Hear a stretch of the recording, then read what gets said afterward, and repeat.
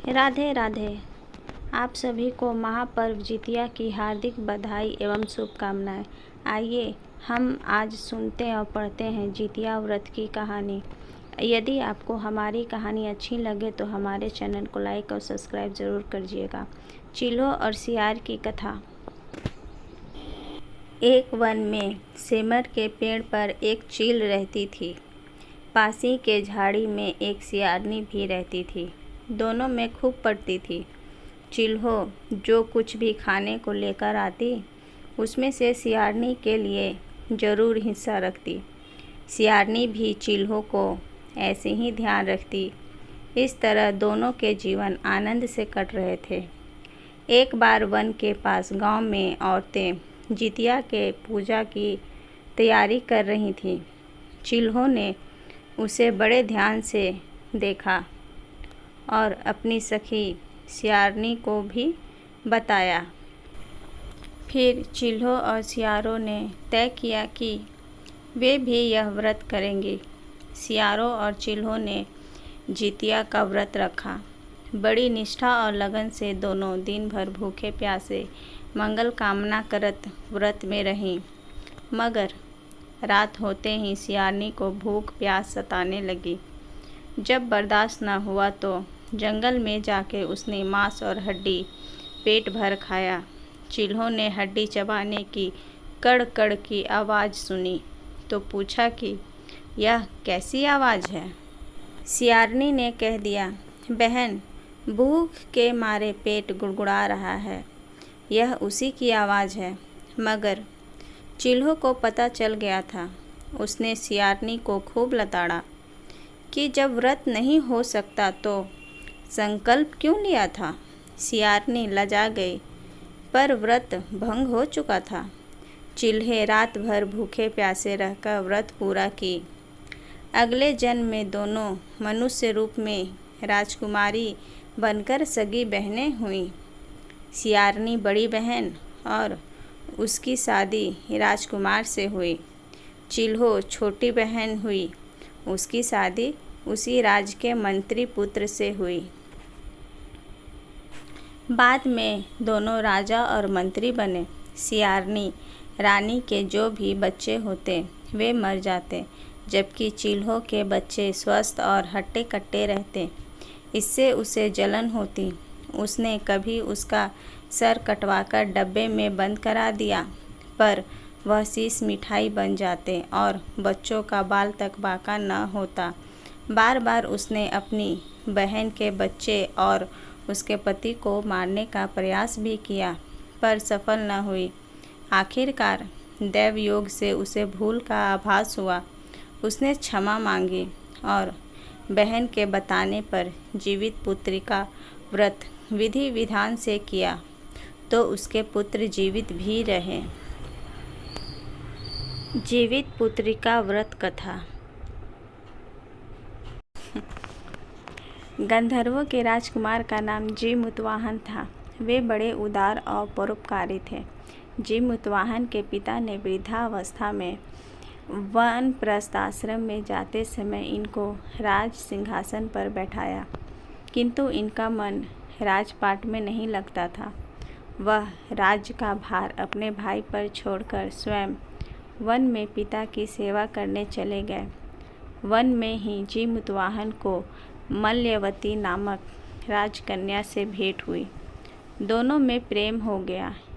एक दिन जब वन में भ्रमण करते हुए जीमुतवाहन काफ़ी आगे चले गए, तब उन्हें एक वृद्धा विलाप करती हुई दिखी। पूछने पर वृद्धा ने रोते हुए बताया, मैं नागवंश की स्त्री हूँ। मुझे एक ही पुत्र है। पक्षीराज गरुड़ के प्रकोप से मुक्ति दिलाने के लिए नागों ने यह व्यवस्था की है। वे गरुड़ को प्रतिदिन भक्षक हेतु एक युवा नाग सौंपते हैं। आज मेरे पुत्र शंखचूड़ की बलि का दिन है। आज मेरे पुत्र के जीवन पर संकट है और थोड़ी देर बाद ही मैं पुत्रहीन हो जाऊंगी। एक स्त्री के लिए इससे बड़ा दुख क्या होगा कि उसके जीते जी उसका पुत्र न रहे। जीमुतवाहन को यह सुनकर बड़ा दुख हुआ। उन्होंने उस वृद्धा को आश्वासन करते हुए कहा, डरो मत, मैं तुम्हारे पुत्र के प्राण की रक्षा करूँगा।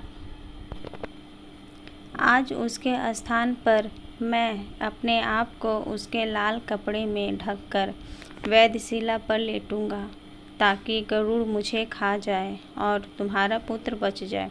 इतना कहकर जीमूतवाहन ने शंखचूड़ के हाथ से लाल कपड़ा ले लिया और वे उसे लपेटकर गरुड़ को बलि देने के लिए चुनी गई वेदशिला पर लेट गए।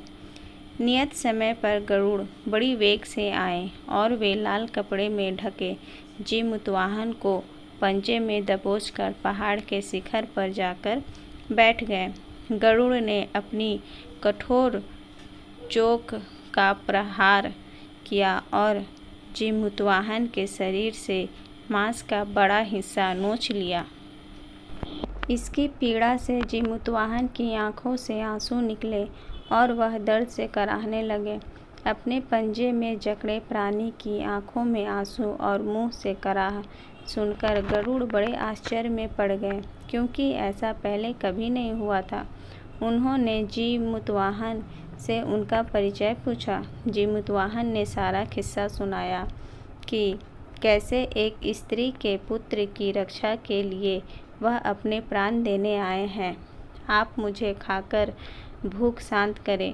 गरुड़ अपनी बहादुरी और दूसरे के प्राण रक्षा के लिए स्वयं का बलिदान देने की हिम्मत से बहुत प्रभावित हुए। उन्हें स्वयं पर पछतावा होने लगा।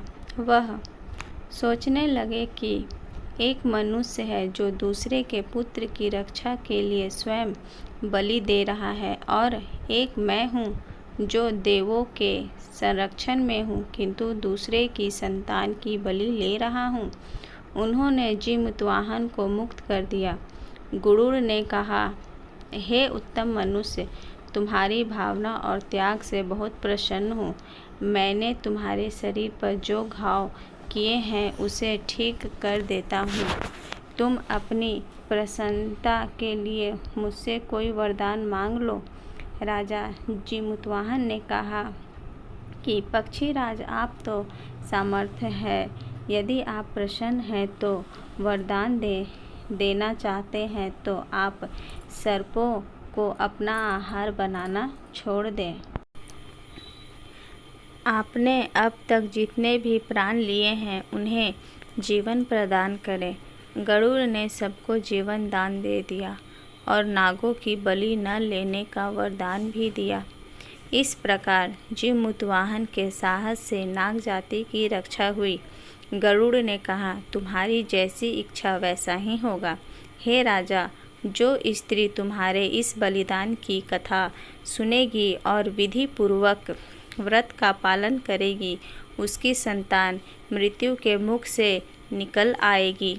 तब से ही पुत्र की रक्षा हेतु जीमूतवाहन की पूजा की प्रथा शुरू हो गई। यह कथा कैलाश पर्वत पर भगवान शंकर ने माता पार्वती को सुनाई थी। जितिया पुत्रिका के दिन भगवान गणेश जी, माता पार्वती जी और शिव जी की पूजा एवं ध्यान के बाद जितिया व्रत की कथा सुननी चाहिए। Thank you for watching video. Please like and subscribe.